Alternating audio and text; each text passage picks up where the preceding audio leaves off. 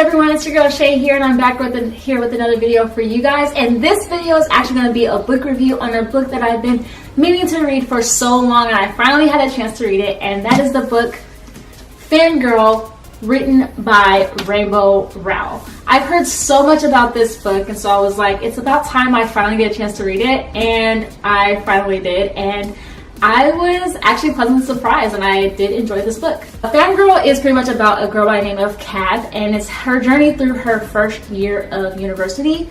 And also, she's also a twin, and her twin's name is Ren.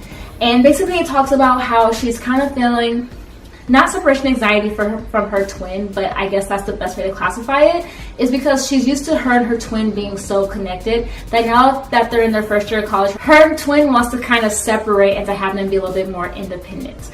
Not only that, but Kath is a huge fan of Simon Snow, which is kind of like their equivalent of Harry Potter, and she writes fan fiction around the characters in Simon Snow.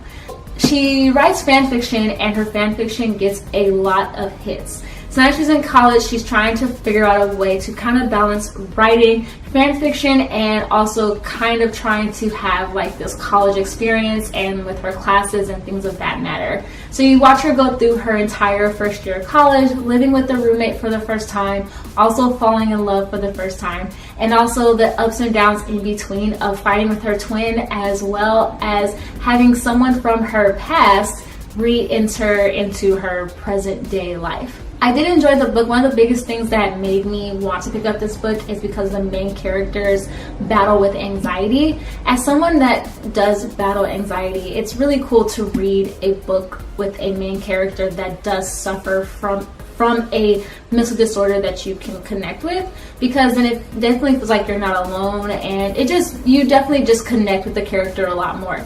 I will say that while the character does deal with anxiety, they don't mention it very often in the book. They kind of touch on it every now and then, kind of with her feelings of being socially involved with her peers. You can tell that she suffers from some sort of anxiety, probably social anxiety from what I'm gathering from this book. But it wasn't like it was very much talked about or said. There were bits and pieces in the book where she did talk about in her younger years where she felt like she was going crazy, or she thought she was going to end up like their dad, which they talk about a little bit more in the book, where it appears her dad also suffers from some sort of a mental disorder. In the book, though, there were some things, though, that I didn't like. This book made me so excited to read it. So there were periods of time during the day where I'm like, I can't wait to finish this book. I only have like a couple of chapters to go. I can't believe I'm finishing this so fast, just because there were parts in the book that I was super excited for, like some of the drama involved, like the drama involving her and her teachers, one particular teacher, the drama involving around her and one of her classmates whom she thought was going to be a potential love interest, and also around a little bit more regarding the character Kath and also one of her parents. But some of those drama-filled sequences were not, how can I put it, completed.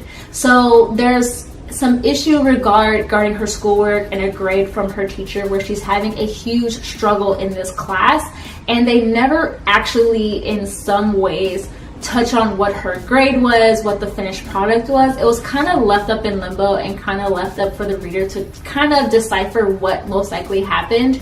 And also with the whole thing kind of regarding her classmate, I'll be honest, they did kind of have an ending to that. I'll be completely honest, so maybe I'm just misunderstanding that or misinterpreting that.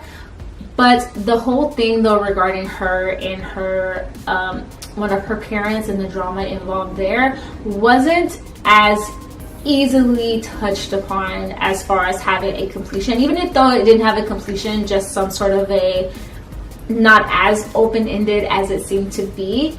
This book, though, does definitely leave it open to a sequel. At this point, there is no sequel to Fangirl. The only other book that I do know that Rainbow Rowell has written that's kind of like a standalone to Fangirl is actually called Carry On, which is involving the Simon Snow characters and involving the fan fiction that Kath is currently writing throughout the course of this book. But I would love to actually see a sequel to this. I would love for it to touch more on her romance and her falling in love for the first time, because during the course of the book, she does fall in love love. She does get a significant other, and I would love to see what happens during her second year. I'd like to see how more of her writing starts to progress. I'd like to see just how she starts to develop a lot more as a character. Not only that, but I did love seeing the dynamic of twins, because while I myself am not a twin, I have twin cousins. And it's kind of cool to see the dynamic of twins in a book where one twin wants to be more independent while one twin kind of is hanging on to that. And it was great to see Kath being that twin, and also see her growing up through the course of this book and learning how to stand on her own, learning how to make a lot of friends, and learning how to not depend on her twin Ren for them to have friends. One of the other things I really liked about this book is reading a lot about how Kath feels insecure about who she is. Not saying that's a good thing to be insecure, but it was kind of cool to read about her insecurities and realize that you also yourself are not alone if you've dealt with the same insecurities. Whether her insecurity was relying around her twin, and how she felt that their friends felt that their twin was better, well, her twin was better, where in reality they're the same person, and they just kind of have little differing personalities. And as someone, even though I don't have a twin, it was great for me to read that, because we've all compared ourselves to our friends and have felt like maybe our significant other, maybe they should have been with our friend or something like that. So it's kind of cool to read about.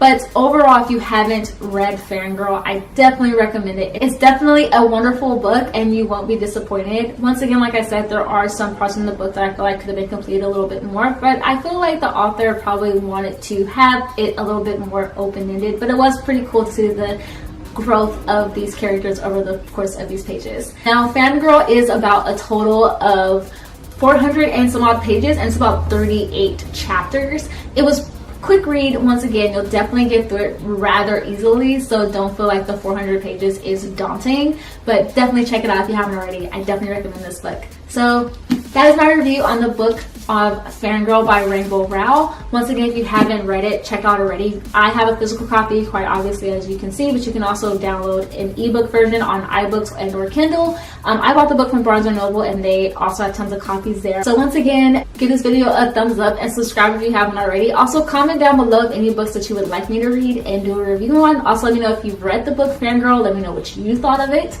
And also, I come out with new videos every Monday, Wednesday, and Saturday, so look out for those. Alright, you guys, I will see you guys soon once again with another video. Bye.